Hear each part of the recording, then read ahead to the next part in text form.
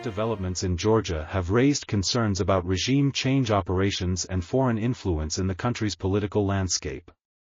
Georgia is set to hold parliamentary elections on October 26, 2024, amidst growing tensions between the government and opposition groups. The ruling Georgian Dream Party has been accused of moving closer to Russia and away from its traditionally pro-Western stance.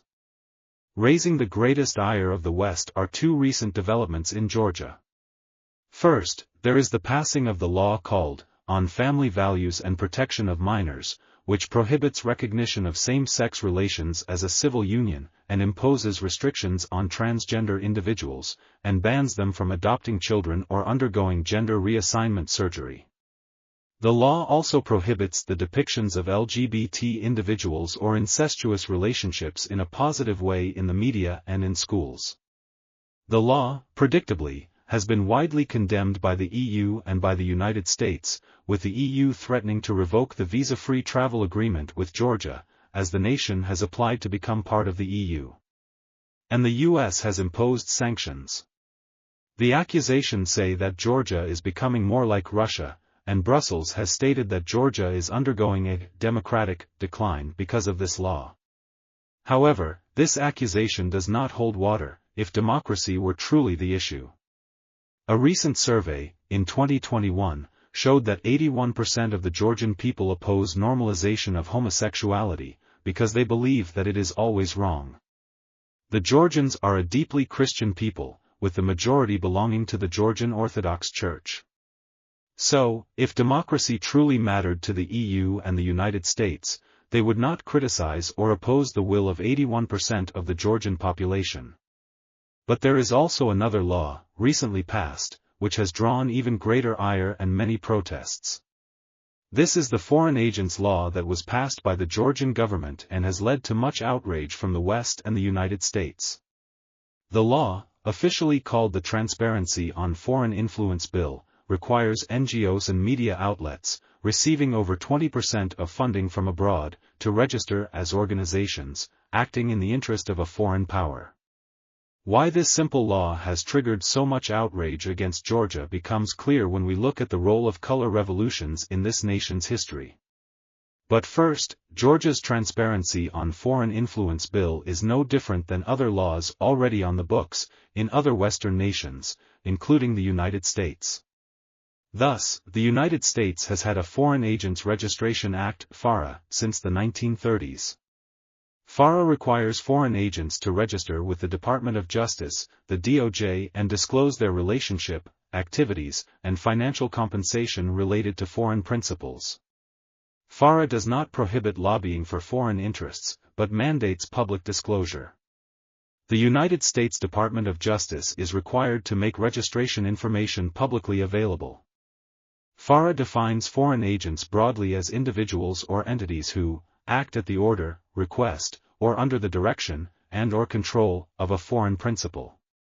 Or who engage in political activities, public relations, fundraising, or representation before U.S. government agencies on behalf of foreign principals. Foreign principals include foreign governments, political parties, individuals, and organizations. Foreign agents must register with the DOJ within 10 days of agreeing to act as an agent.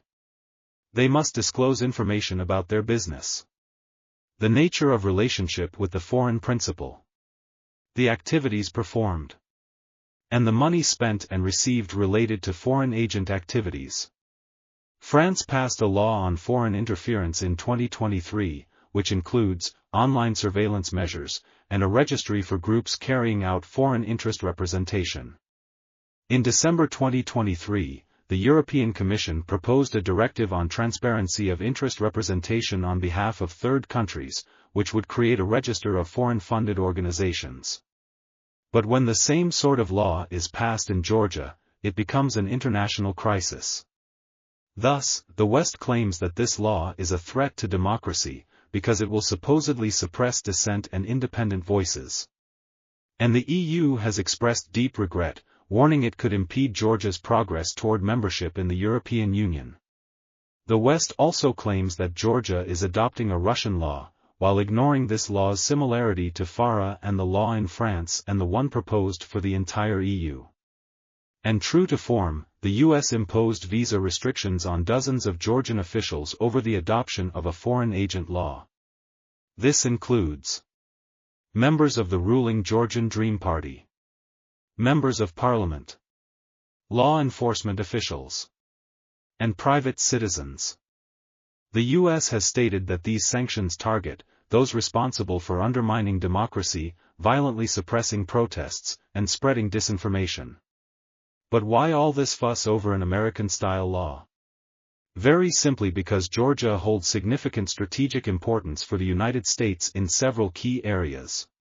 First, the U.S. has a significant military presence in Georgia, although no permanent military bases, by way of joint training and exercises at existing facilities, especially the Vatsani military base, which is located about 20 kilometers from Tbilisi.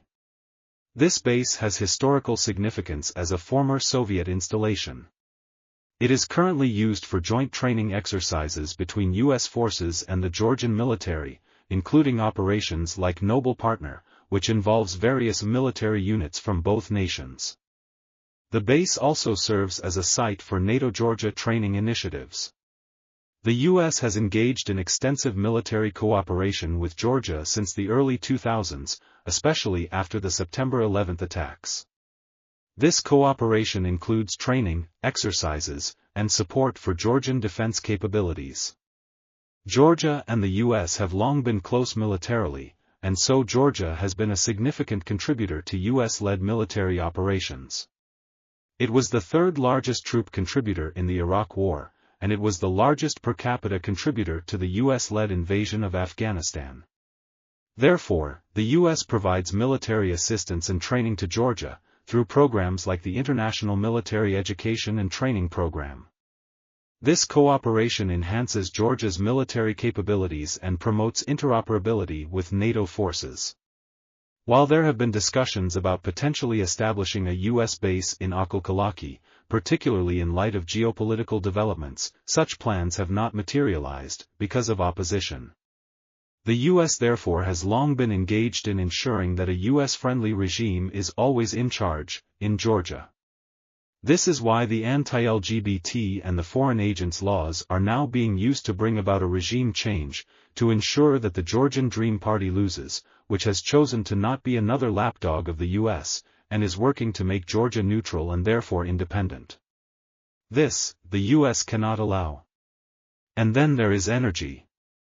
Georgia plays a vital role in European and Western energy security, due to its strategic geographical position. The Baku-Tbilisi-Ceyhan pipeline, which runs through Georgia, is particularly important, as it allows energy resources from the Caspian Sea to reach Western markets, while bypassing Russia.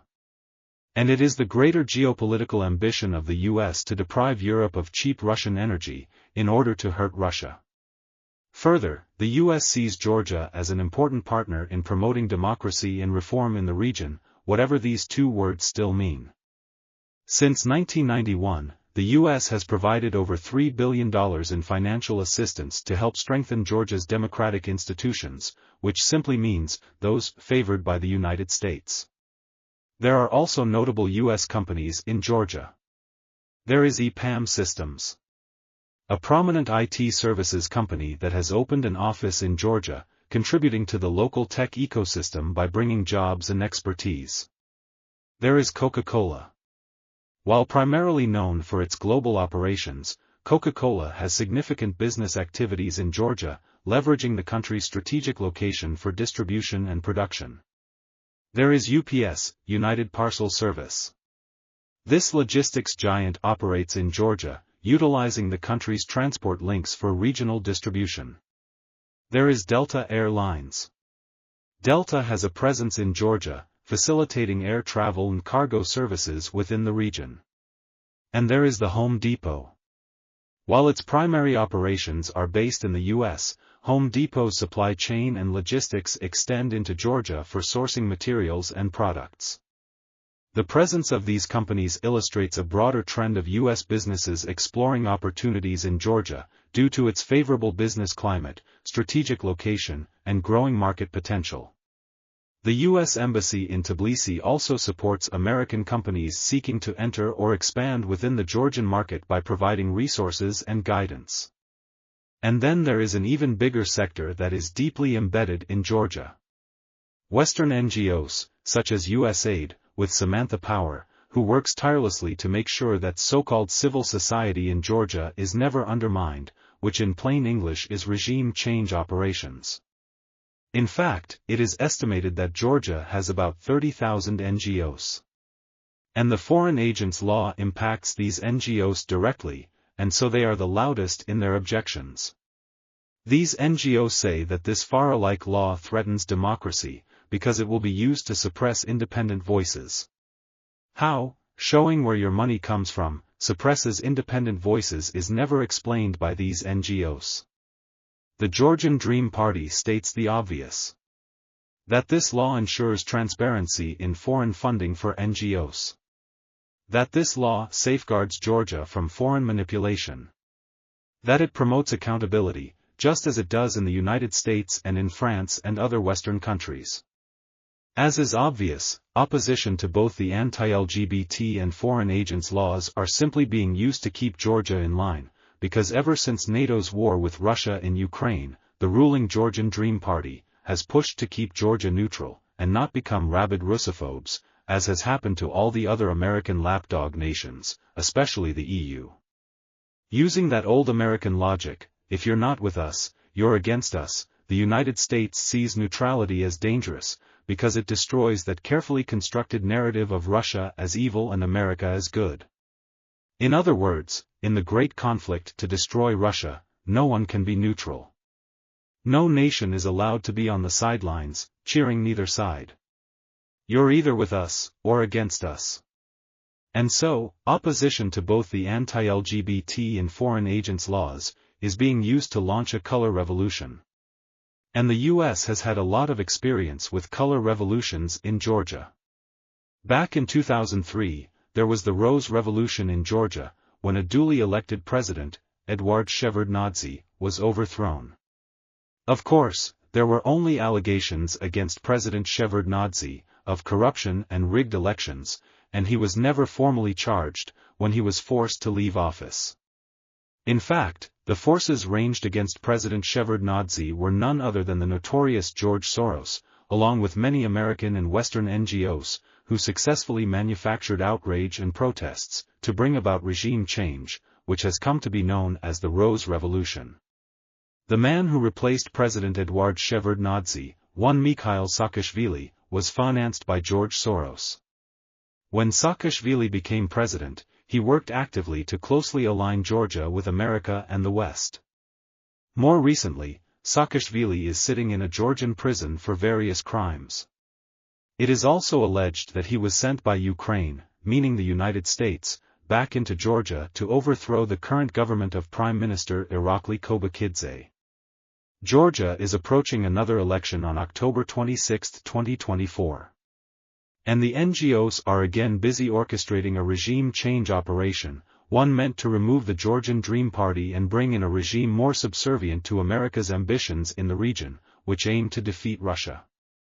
The script was written back in 2003, which yielded good results. Mass protests, non-stop unrest in the streets, and then claims of electoral fraud, should Georgian Dream win. The purpose of all color revolutions is to establish US-compliant regimes. All the usual suspects have launched their tested methods, and thus protests and outrage are being carefully manufactured.